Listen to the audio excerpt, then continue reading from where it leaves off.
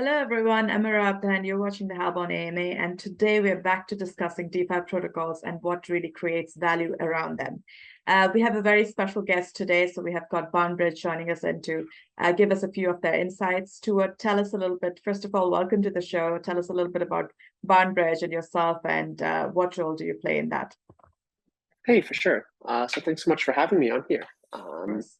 Yeah, so BarnBridge, what we're trying to do is we're relaunching the protocol. So BarnBridge originally launched last year, and we're looking to relaunch the protocol this year with a new DAO and a new, I guess, product, if you will. So Right. what BarnBridge predominantly focuses on is providing the most reliable fixed yield or sustainable fixed yield is the term that we're going with. And what we're really trying to create is a mechanism that allows BarnBridge or any other DeFi protocols to plug into and provide a sustainable fixed yield to their users.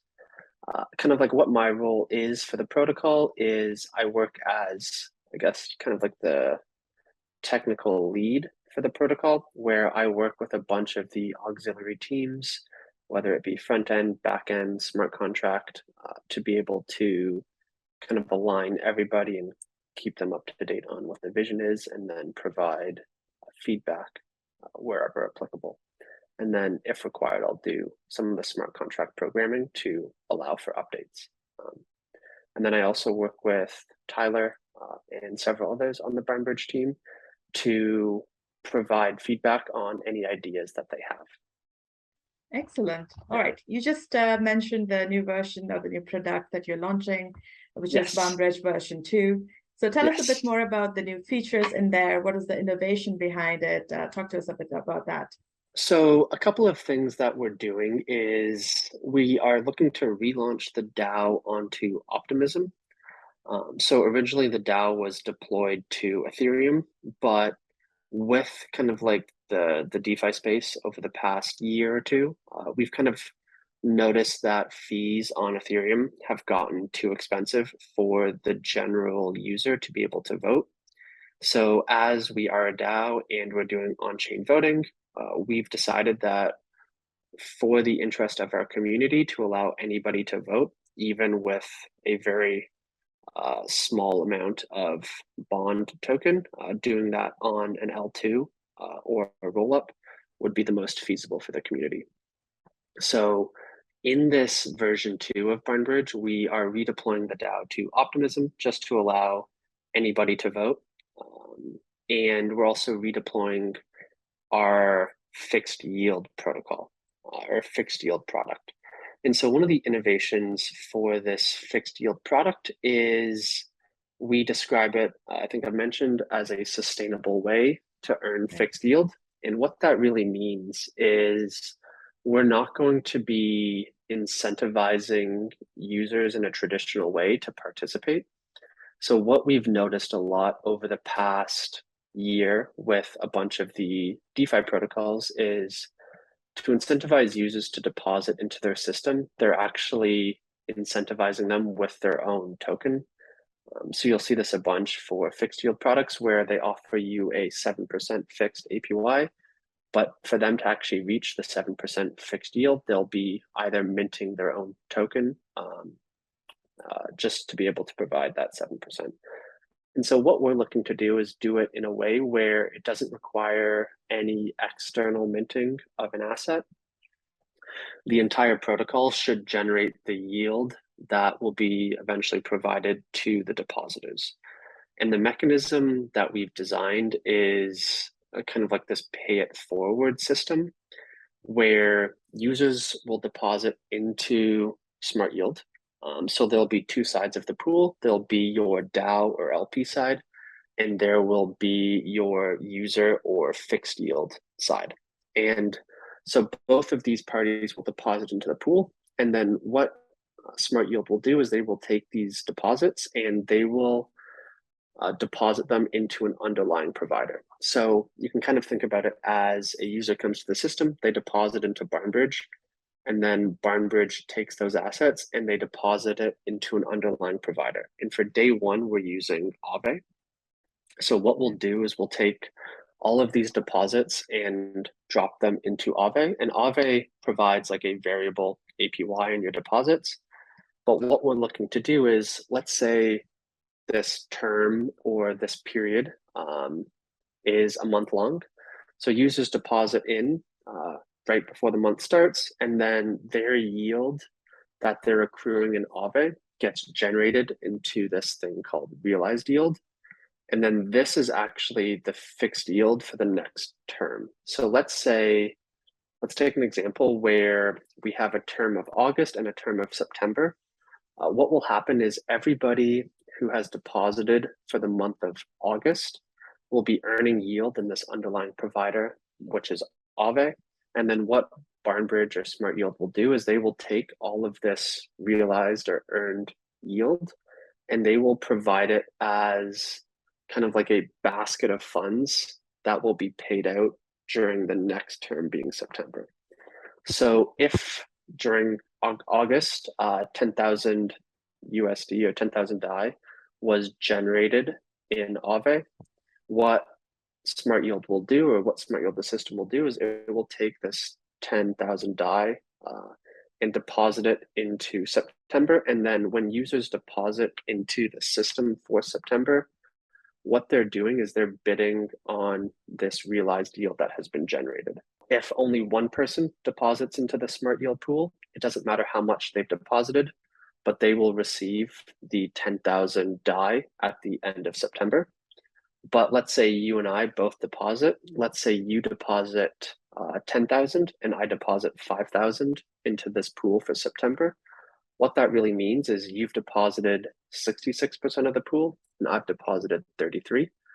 And at the end of the pool, you will receive 6,666 and I'll receive 3,333 DAI at the end of September.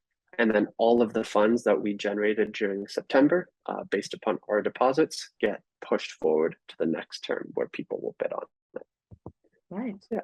Wow, that sounds like a lot of intricate details implemented at different levels. Really like the pay it forward approach. And also, thank you for the examples. That definitely helped me wrap my mind around the model a little bit more. You chose the DAO approach as well. And Yes. I'll be curious around, what were your thoughts around that? What advantages do you see? What kind of drawbacks are associated, if any? The DAO approach is definitely an interesting one. One of the things we're looking to do as a protocol is to have it be fully run by the community. And that's really one of our major goals. We want the bond token to be as distributed as possible. We want it to be a fully community-led project. And in doing that, we felt that the DAO first approach would be the best design for it, just because there's so many people within the community in Discord who participate, and allowing them to have like a proper voice in which direction BarnBridge should go is something that's very important to us. No, that's definitely community-centric and community first. When we're talking about DeFi protocols, there is just so much action happening in the space that I always ask, how do you see yourself in the largest space differentiating from what is out there in the market right now? Yeah, I think one of our key differentiators is this fixed yield product.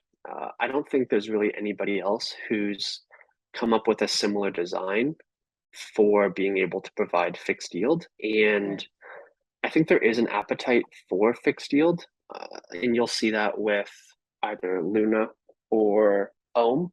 So with all of those APY that they were providing, although that wasn't fixed, people did have an appetite for earning yield. But they also, I think, have noticed that with very high APY being provided, there's also a lot of risk. And so I think the DeFi community as a whole is becoming a lot more educated within the space, and they're looking to manage some of their risk better. And in doing that, they're looking for fixed yield products. So you'll still have high APY protocols like Ohm, or whichever one will come next. But I think the users are also looking to be able to diversify and have a better understanding of, okay, what is my income going to be? So if they deposit $100,000, they can better forecast saying, I will earn 10% APY. Yeah. Right. Yeah, that makes sense. Right. So at Halborn, what we do is security. So I have to ask you as a tech lead, also, what is your approach towards security when it comes to BarnBridge, and how did you go about even choosing an external audit? Yeah, no, great question. So security is a very interesting subject within the crypto space, and I guess just the development space as a whole. So everybody always talks about having their contracts audited, but I think to properly audit, it's a very much so like recurring process where you can't really just ever have a thing audited once. It has to like happen iteratively, where you have to like almost audit like what is your design that you're putting forward, and then you audit the implementation, and then you have continuing recurring audits on the code base. Just like as you make revisions or as you make upgrades, you'll just continually have to audit. So I think for us, it's an ever-going process where you do an audit, but then you never expect something to always stay the same, whether it's a small change or whatever it is. So I think having a process in place where you use peer reviews or you use someone like Halborn to do a full security audit is something that's very necessary. Yeah, love what you said and completely echo that security is definitely a continual process the way we see it as well. On that note, thank you so much once again for joining us and shedding some light on what BarnBridge is all about. Good luck with the launch of the new protocol and product. Definitely very informative for us in the community. Thank you again.